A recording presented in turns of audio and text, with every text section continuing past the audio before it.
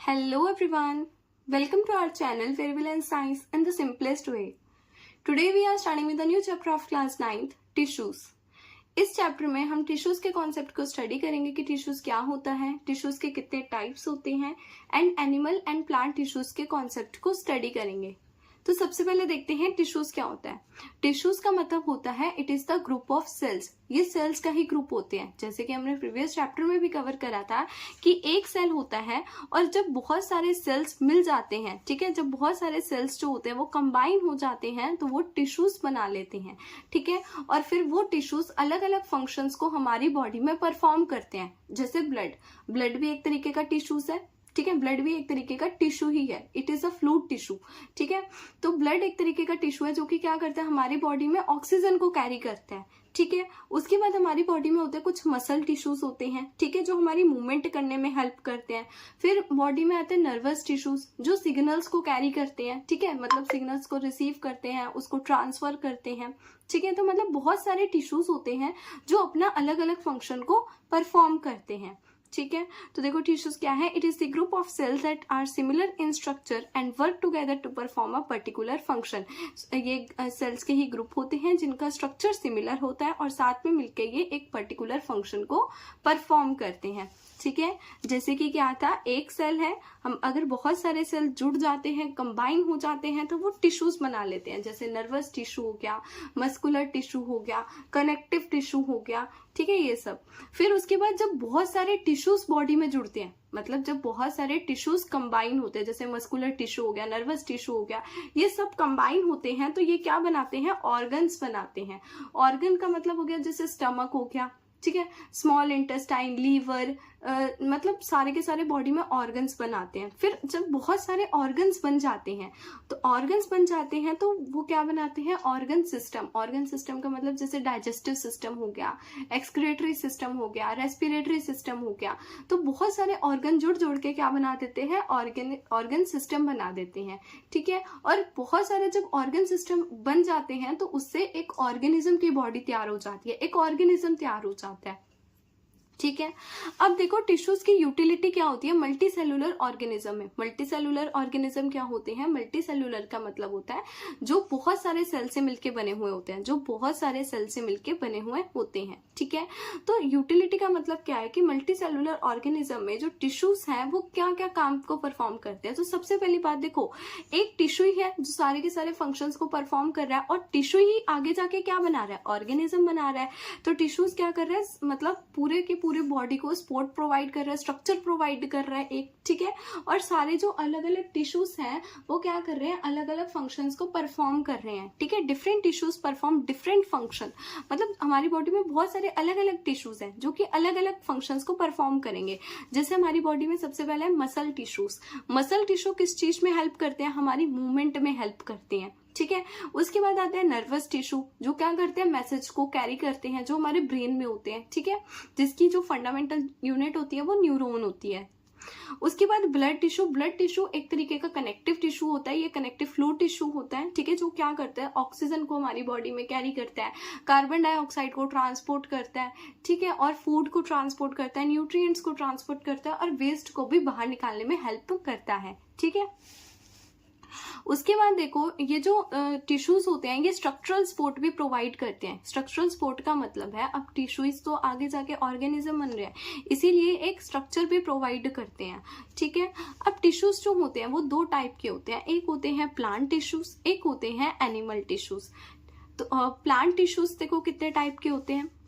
Plant tissues जो होते हैं वो दो टाइप के होते हैं. एक होते हैं परमानेंट टिश्यूज. परमानेंट टिश्यूज का मतलब होता है जो आगे डिवाइड नहीं कर सकते, विच कांट बी डिवाइडेड, ठीक है. परमानेंट टिश्यूज का मतलब होता है जो आगे फर्दर डिवाइड नहीं करते, ठीक है. और दूसरा टाइप होता है प्लांट टिश्यूज का मेरिस्टेमेटिक टिश्यू. मेरिस्टेमेटिक टिश्यूज का मतलब क्या होता है, जो डिवाइड करते रहते हैं. जो प्लांट के टिश्यूज होते हैं, जो प्लांट के सेल्स होते हैं वो क्या करते रहते हैं, डिवाइड करते रहते हैं, ठीक है. तो वो हमारे सेल्स कैसे होते हैं, वो हमारे टिश्यूज कैसे होते हैं, मेरिस्टेमेटिक टिश्यू होते हैं, ठीक है. अब मेरिस्टेमेटिक टिश्यूज जो होते हैं ना वो डिवाइड इसीलिए करते हैं ताकि जो प्लांट है उसकी ग्रोथ अच्छे से हो जाए, ठीक है. उसके बाद देखो जो परमानेंट टिश्यूज हैं वो भी फर्दर दो पार्ट्स में डिवाइडेड है। प्लांट टिश्यू दो पार्ट्स में डिवाइडेड है, कौन से? Permanent tissue and meristematic tissue. उसके बाद परमानेंट टिश्यूज भी दो पार्ट्स में डिवाइडेड है, simple permanent tissues and complex permanent tissue. Complex permanent tissue फिर आगे फर्दर डिवाइडेड है जाइलम एंड फ्लोएम में, ठीक है। और मेरिस्मेटिक टिश्यूज के भी तीन अलग अलग पार्ट्स होते हैं, जैसे सबसे पहला है एपिकल मेरिस्मेटिक, उसके बाद इंटरकैलरी, देन लेटरल। अब देखते हैं meristematic tissue and permanent tissues के बीच में डिफरेंस क्या है। ये डिफरेंस एग्जाम में भी आपसे पूछा जाता है कि meristematic tissue and permanent tissue के बीच में डिफरेंस क्या है, ठीक है। तो देखो सबसे पहला है the cells which continuously divide. Meristematic tissues के जो सेल्स होते हैं ना वो कॉन्टिन्यूसली डिवाइड करते रहते हैं। मतलब जैसे एक सेल है वो एक सेल दो सेल बना देता है, फिर वो जो दो सेल्स है वो आगे फर्दर अपने दो सेल्स बना देते हैं, फिर ये तो दो सेल्स हैं ये फर्दर डिवाइड होकर सेल्स बनाते हैं। मतलब ये कंटिन्यू करते हैं अपने डिवीजन को, ठीक है। ये सेल डिवाइड होते रहते हैं। अब ये जो सेल है वो डिवाइड क्यों होते हैं? ताकि प्लांट की ग्रोथ हो जाए, ठीक है, प्लांट की ग्रोथ हो जाए। मेरिस्मेटिक टिश्यूज के मेनली दो काम होते हैं, ये स्ट्रक्चर प्रोवाइड करता है, मतलब ये सपोर्ट प्रोवाइड करता है प्लांट को, एंड उसकी ग्रोथ करवाता है प्लांट की, ठीक है, मेरिस्मेटिक टिश्यूज। उसके बाद जो परमानेंट टिश्यूज होते हैं, अब देखो जो परमानेंट टिश्यूज होते हैं ना वो एक तरीके से मेरिस्मेटिक टिश्यू का ही पार्ट है। कैसे? जब देखो ये वाले जो सेल होते हैं ना मेरिस्मेटिक टिश्यूज के, जब वो डिवाइड करते रहते हैं तो एक टाइम ऐसा आता है ना जब वो आगे डिवाइड नहीं करता, मतलब वो अपनी मैच्योरिटी पे आ जाता है, ठीक है, जो अपनी परमानेंट शेप ले लेता है। मतलब जैसे मान लो ये सेल है, ये सेल आगे डिवाइड नहीं करा, ठीक है, इसने अपनी एक परमानेंट शेप ले ली, एक परमानेंट इसने सोच लिया कि मेरे को यही फंक्शन परफॉर्म करना है, ठीक है। तो ये जो होगा ये किस में कन्वर्ट हो जाएगा? परमानेंट टिश्यूज में कन्वर्ट हो जाएंगे। मतलब ये सेल जो होगा आगे जाके फर्दर डिवाइड नहीं करेगा, फर्दर डिवाइड आगे जाके नहीं करेगा, ठीक है। The cells which can not be divide, permanent tissues क्या है? जो सेल्स जो फर्दर डिवाइड नहीं हो सकते, ठीक है। इट इज सब basically type of meristematic tissues. उसके बाद देखो जो मेरिस्मेटिक टिश्यूज होते हैं ना उनका जो सेल का साइज होता है वो काफी छोटा होता है, ठीक है, मतलब काफी छोटे छोटे सेल्स इसमें होते हैं। एंड परमानेंट टिश्यूज में जो सेल का साइज होता है वो वेरिएबल होता है, मतलब कुछ कुछ बड़े भी देखने को मिलते हैं एंड कुछ कुछ छोटे भी देखने को मिलते हैं, ठीक है। और इनकी जो शेप होती है ना मेरिस्मेटिक की वो एकदम स्पेरिकल आइसोडायमेट्रिक होती है, ठीक है। उसके बाद जो परमानेंट टिश्यूज के जो सेल होते हैं उनकी जो शेप होती है वो अलग अलग होती है, ठीक है। अब सबसे इंपॉर्टेंट पॉइंट जो कि है मेरिस्मेटिक टिश्यूज में वैक्यूल नहीं होता। वैक्यूल क्या होता है? एक सैक लाइक स्ट्रक्चर होता है जो प्लांट सेल में बड़ा होता है, एनिमल सेल में छोटा होता है, जो कि हमने प्रीवियस चैप्टर में भी पढ़ा था, ठीक है। वैक्यूल्स का काम क्या था कि जो अपने अंदर सारे के सारे वेस्ट को स्टोर करके रखता है, ठीक है, वाटर को एक्सपेल करने में हेल्प करता है in the multi cellular organism, ठीक है। उसके बाद देखो परमानेंट टिश्यूज में जो वैक्यूल होता है वो बहुत लार्ज होता है, मतलब बड़ा होता है वैक्यूल। मेरिस्मेटिक टिश्यूज में एब्सेंट होता है एंड परमानेंट टिश्यूज में लार्ज वैक्यूल प्रेजेंट होता है। उसके बाद मेरिस्मेटिक टिश्यूज में जो इंटरसेलुलर स्पेस है, इंटरसेलुलर स्पेस का मतलब जैसे ये सेल्स हैं, सेल्स के बीच में जो स्पेस होती है वो होती ही नहीं है, स्पेस एब्सेंट होती है, इंटरसेलुलर स्पेस होती ही नहीं है। और परमानेंट टिश्यूज में जो इंटरसेलुलर स्पेस होती है वो प्रेजेंट होती है, मतलब सेल्स के बीच में क्या होगा? स्पेस देखने को मिलेगी, ठीक है। उसके बाद देखो मेरिस्मेटिक टिश्यूज की जो सेल वॉल्स होती हैं, सेल वॉल्स क्या होती हैं? जैसे प्लाज्मा मेम्ब्रेन के ऊपर एक और लेयर होती है, आउटर लेयर, जो कि डेड लेयर होती है, ठीक है, जो प्लांट की बॉडी को रिजिड बना के रखती है, उसको स्ट्रेंथ प्रोवाइड करती है। वो कौन सी लेयर होती है? सेल वॉल होती है, जो कि काफी ज्यादा पतली होती है मेरिस्मेटिक टिश्यूज में, और परमानेंट टिश्यूज में वो लेयर पतली भी होती है एंड थिक भी होती है। तो सबसे पहले देखते हैं मेरिस्मेटिक टिश्यूज क्या होते हैं, ठीक है। देखो मेरिस्मेटिक टिश्यू जो है फर्दर तीन पार्ट्स में डिवाइड है। सबसे पहला एपिकल, दूसरा है इंटरकैलरी एंड तीसरा है लेटरल मेरिस्टम, ठीक है।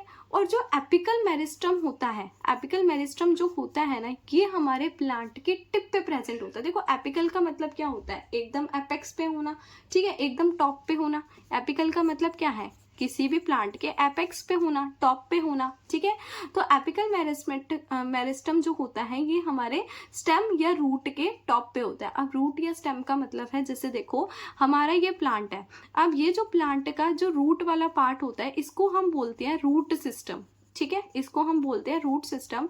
और रूट के ऊपर जितना भी प्लांट का पार्ट होता है, जिसमें हमारे फ्लावर आते हैं, ठीक है, जिसमें हमारे स्टेम आते हैं, जिसमें हमारे लीव्स आते हैं, वो सारा पार्ट होता है किसका?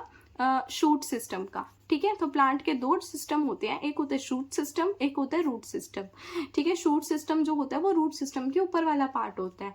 अब देखो, जो शूट सिस्टम में जो एपिकल मेरिस्टम होगा वो हमारे प्लांट के एकदम टॉप पे होता है, और रूट सिस्टम में जो हमारा एपिकल मेरिस्टम मतलब जो एपिकल टिश्यूज होते हैं ना, वो हमारे रूट के टिप्स पे प्रेजेंट होते हैं, मतलब यहाँ पे प्रेजेंट होते हैं रूट के एकदम टॉप पे। ठीक है, अब ये एपिकल मेरिस्टम काम क्या करते हैं, तो ये लेंथ को इंक्रीज करते हैं, मतलब प्लांट को बढ़ाते हैं, उसकी ग्रोथ करवाते हैं, प्लांट की लेंथ को इंक्रीज करते हैं, उसकी ग्रोथ करने में हेल्प करते हैं एपिकल मेरिस्टम। ठीक है, उसके बाद जो शूट एपिकल मेरिस्टम होता है, एक रूट एपिकल मेरिस्टम होता है, जो कि यही पार्ट है। शूट में जो मेरिस्टम होता है एपिकल वाला, वो टिप पे प्रेजेंट होता है, एंड रूट सिस्टम में रूट टिप पे प्रेजेंट होता है। ठीक है, और ऐसी ग्रोथ, देखो ऐसी ग्रोथ जो लेंथ में ग्रोथ आती है, मतलब देखो जिस भी प्लांट की अगर लेंथ बड़ी होती है, लेंथ में ग्रो आता है, तो वैसी ग्रोथ को हम क्या बोलते हैं, प्राइमरी ग्रोथ बोलते हैं। प्राइमरी ग्रोथ का मतलब है किसी भी प्लांट की लेंथ में ग्रो आ रहा है। ठीक है, उसके बाद देखो नेक्स्ट है जो कि है इंटरकैलरी मेरिस्टम। इंटरकैलरी मेरिस्टम जैसे आपने देखा होगा, कोई गन्ना होता है, शुगर केन होती है, कोई बैम्बू होता है, उसका आपने स्ट्रक्चर देखा होगा कैसा होता है, उसके बीच बीच में क्या होते हैं, नोड्स होते हैं, उसके बीच बीच में क्या होते हैं, उनके बीच में क्या होते हैं, ऐसे कुछ नोड्स होते हैं। ठीक है, जिसमें क्या होता है, आपके जो लीव्स होते हैं वो भी ग्रो होते हैं। ठीक है, प्लांट का पार्ट जो होता है वो सारा ग्रो होता है, और ये जो होती हैं ये नोड्स होती हैं, मतलब शुगर केन या बैम्बू के स्ट्रक्चर में ये नोड्स होती हैं, और नोड्स के जो बीच वाला जो पार्ट होता है ना, उसको बोलते हैं इंटरनोड, उसको बोलते हैं इंटरनोड। और वहाँ पे जो होते हैं कुछ सेल्स प्रेजेंट होते हैं, जिसको हम क्या बोलते हैं, इंटरकैलरी मेरिस्टम बोलते हैं।